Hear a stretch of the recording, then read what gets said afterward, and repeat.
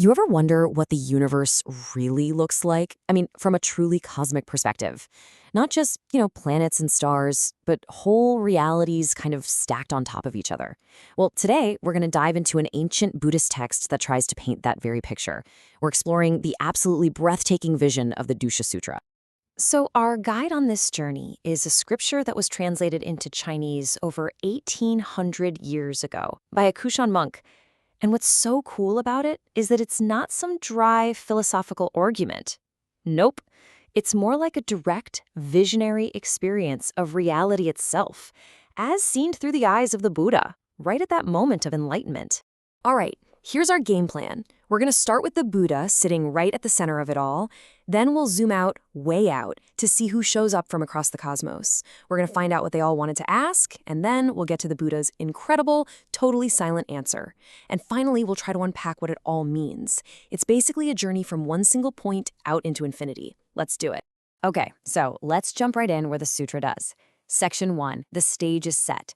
Picture this, we're at the very moment right after the Buddha has achieved enlightenment.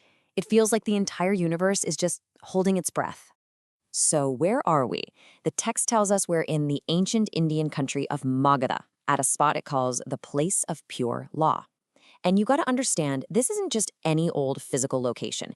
It's described as a space that's spiritually pristine, like the perfect stage for something huge and cosmic to go down.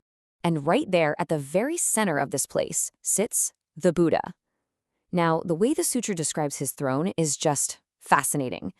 It's not something that was built. It's a naturally occurring huge diamond lotus flower, and on top of that is a lion's throne. But here's the really crucial part. The text makes it super clear this isn't just a throne, it is the throne. The exact same one used by every single Buddha, past, present, and future. This makes the whole thing feel totally timeless and universal.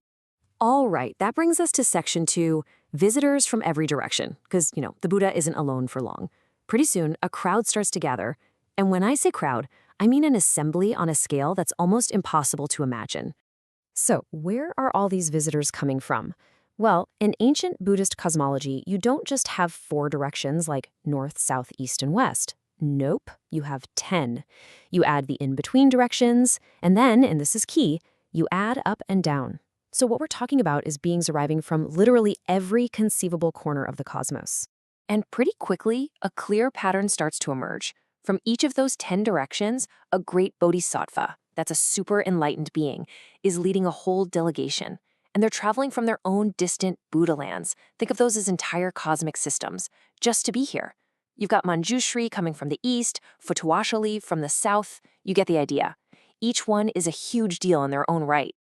But just how many are coming with them? This is where the sutra just kind of gives up on normal numbers and uses this incredible metaphor. It says, imagine 10 whole cosmic systems ground down into fine dust.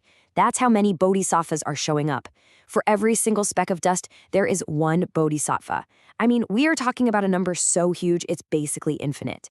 Which, of course, brings us to section 3, the great aspiration. I mean, why? Why have all these beings traveled across these impossible distances?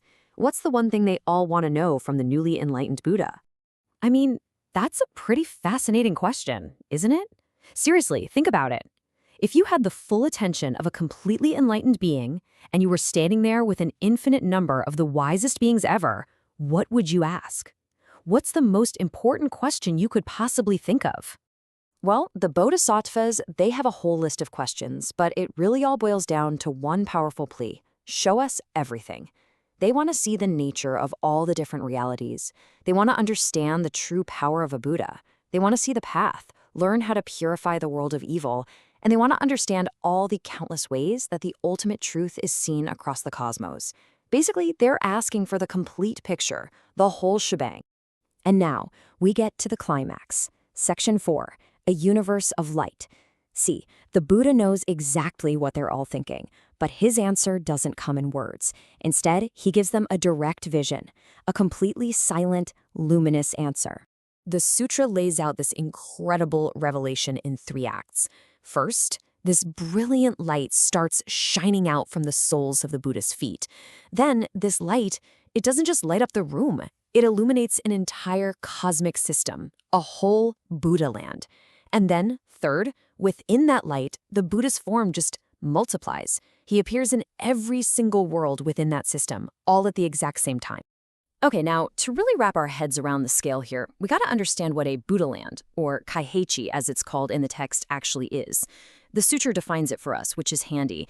It's a cosmic system made up of 10 billion small worlds, and every single one of those 10 billion worlds is a complete system itself, with its own continents, its own oceans, its own mountains, and its own heavens.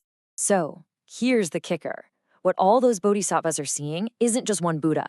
In a single flash of light, they are witnessing 10 billion Buddhas, all teaching the path to enlightenment at the exact same time in 10 billion different worlds. It's a vision of complete, total omnipresence, a direct demonstration of a Buddha's real power. This completely mind-bending vision leads us right into our final section, One Buddha, Countless Names.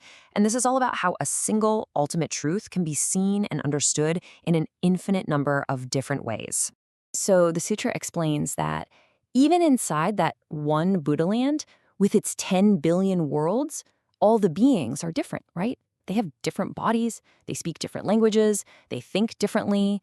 So while here, in our world, we might call him Shakyamuni, beings in another world, in the same cosmic system, will know him by a totally different name, one that makes sense for their own culture and their own way of understanding things. And the sutra actually gives us some examples. It says that in total, just within this one cosmic system, there are at least 10,000 different names for the Buddha. Names like Shengda, Shimantua, Mahashramana, and of course the one we know, Shakyamuni. It's just a really powerful reminder that the name itself isn't the point. It's the truth underneath that matters. And then, just when you think you've reached the limit, the text zooms out one final time. It tells us that this whole idea, this diversity of perspective, isn't just true for our little local cosmic system. No, it's true everywhere. As it is here, so it is in all the countless Buddha lands in the 10 directions.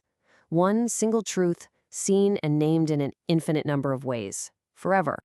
You know, the vision in the Dusha Sutra is really this profound meditation on scale, on perspective, and on unity within all that diversity. It just leaves you with a sense of awe at how vast everything could be. And it really makes you wonder, right? If one ancient text, translated almost 2,000 years ago, can show us a vision of 10 million worlds, what other cosmic maps, what other breathtaking perspectives are still out there, just waiting for us to discover them?